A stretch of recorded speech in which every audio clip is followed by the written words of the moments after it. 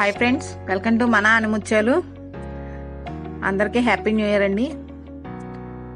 ఈరోజు నేను evening snack కింద పల్లీలో చాట్ మసాలా అంటారు కదండి, సో అదొకటిను క్యాబేజ్ పచ్చెనపప్పు గ్రేవీ ఒకటి చేసిన మసాలా ఐటమ్. సో వాటికి కావాల్సిన ఇంగ్రీడియంట్స్ ఏంటో ఇప్పుడు చూద్దామండి. మనం ఇమేజ్లో చూస్తున్నారు కదండి, పల్లీలు 1 కప్ తీసుకున్నానండి. నేను కుక్కర్లో బాయిల్ చేసుకున్నానండి 3 విజిల్స్ వచ్చే వరకు. చాలా ఈజీ రెసిపీ అండి, ఈజీగా అయిపోతుంది. అండ్ కారపూస అంటారు కదండి, సేవు, బూందీ, ఆనియన్స్, టమాటో, లెమన్ అండ్ కొత్తిమీర అన్నీ రెడీగా పెట్టుకున్నానండి. కట్ చేసి స్మాల్ పీసెస్.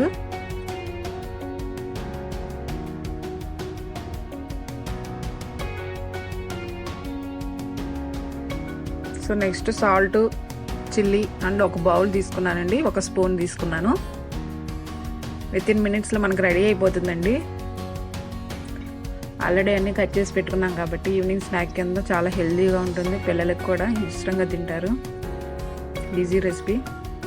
సో ఒక బౌల్ తీసుకున్నానండి, పల్లీలు అవి యాడ్ చేసుకుందాం ఒక్కొక్కటి step by step.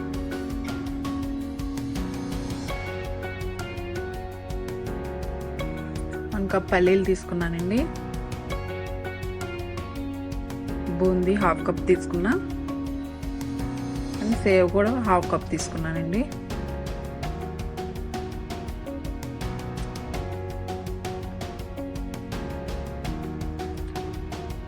Tomato small సైజ్ది చిన్నగా చాప్ చేసుకున్నానండి. ఆనియన్స్ కూడా చిన్నగా కట్ చేసుకున్నాను. కొత్తిమీర,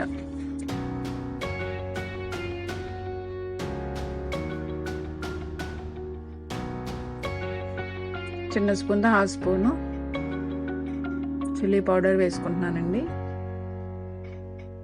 సాల్ట్ కూడా చిన్న స్పూన్తో కొంచెంగా వేసుకుంటే సరిపోతుంది మన టేస్ట్ తగ్గట్టు. నెక్స్ట్ లెమన్ ఉంది కదండి, ఒక మీడియం సైజ్ లెమన్ ఒకటి పిండుకుంటే సరిపోతుంది, సీడ్స్ లేకుండా.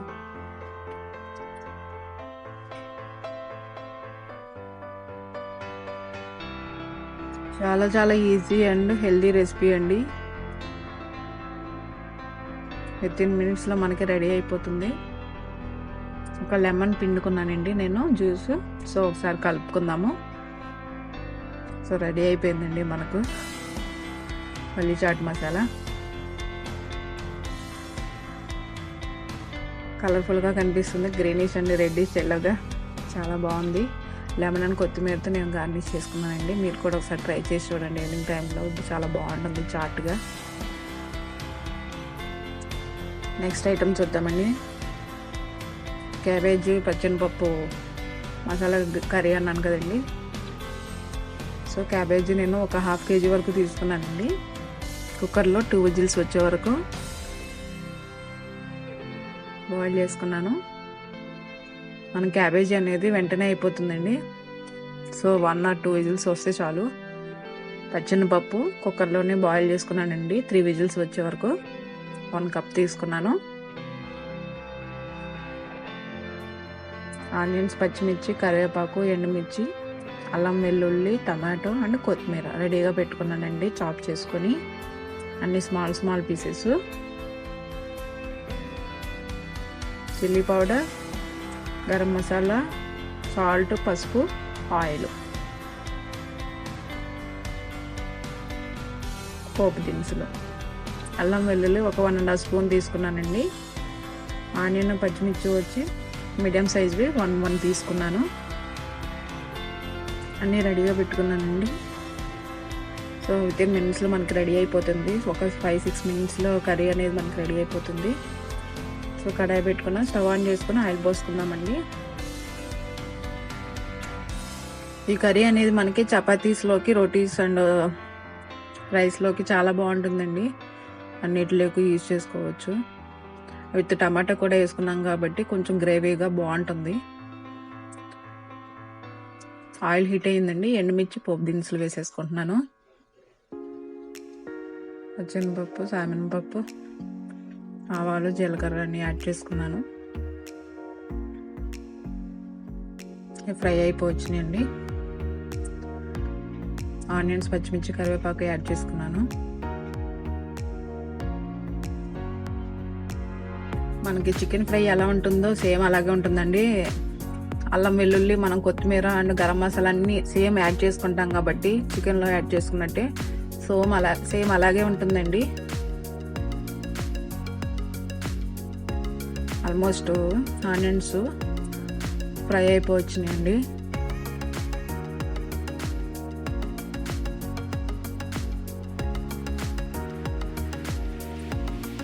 క్యాబేజీ ఉంది కదా, సో యాడ్ చేసేసుకుంటున్నాను నేను.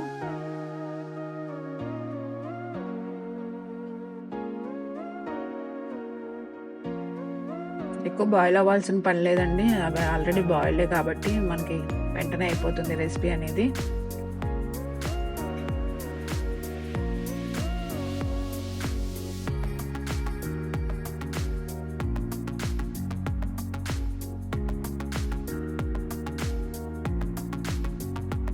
టమాటా పీసెస్ కట్ చేసుకున్నాం కదా, అవి యాడ్ చేసుకుంటున్నానండి. కొంచెం మీడియం సైజ్ది వన్ పీస్ యాడ్ చేసుకున్నానండి. ఒకటి సాల్ట్ అండ్ కొంచెంగా గల్లుప్పు అంటారు కదా, సాల్ట్ అది కూడా యాడ్ చేసుకుంటున్నాం. పసుపు, గల్లుప్పు ఒకసారి కలుపుకొని లిడ్ పెట్టేసుకుందాం. నేను కుక్కర్లో బాయిల్ చేసేటప్పుడు క్యాబేజీ కొంచెం సాల్ట్ యాడ్ చేసుకున్నానండి. సో మనం కర్రీలో చేసే ముందు సాల్ట్ అనేది చూసి యాడ్ చేసుకుంటే సరిపోతుంది. పచ్చెనపప్పు ఉంది కదండి, అది యాడ్ చేసుకున్నాను. టమాటోస్ కూడా బాయిల్ అయిపోయినాయి కాబట్టి ఒక 2 minutes ఉంచి మనం chilli powder and garam masala అన్నీ యాడ్ చేసుకుంటే సరిపోతుంది.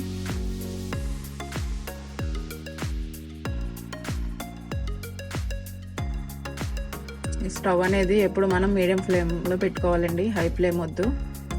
రెసిపీ అనేది మళ్ళీ పాడైపోతుంది మనకి.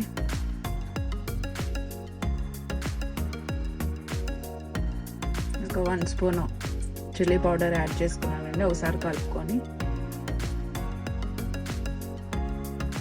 ఒక 1 minute వదిలేసుకోవాలి. Next 1 spoon garam masala add చేసుకుని కలుపుకొని లిడ్ పెట్టేసుకుంటే సరిపోతుంది 1 minute.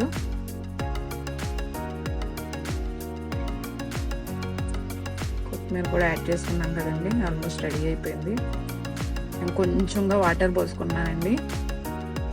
సో ఒకసారి కలుపుకొని లిడ్ పెట్టేస్తాము. ఒక 1 minute వదిలేసుకుంటే ఇంకా మనకి రెసిపీ అనేది రెడీ అయిపోయినట్టే. సో రెడీ అయిపోయిందండి. మనం ఇంకా స్టవ్ ఆఫ్ చేసి రెసిపీని సర్వింగ్ బౌల్లోకి తీసేసుకుందాం. ఈ కర్రీ అనేది రోటీస్లోకి, చపాతీస్ అండ్ ఇట్లా రైస్లోకి చాలా బాగుంటుందండి. కొత్తిమీరతో ఇలా గార్నిష్ చేసుకున్నానండి. ఓకే, థ్యాంక్స్ ఫర్ వాచింగ్ మా ఆనిముత్యాలు. రెగ్యులర్ అప్డేట్స్ కోసం please like and subscribe our channel.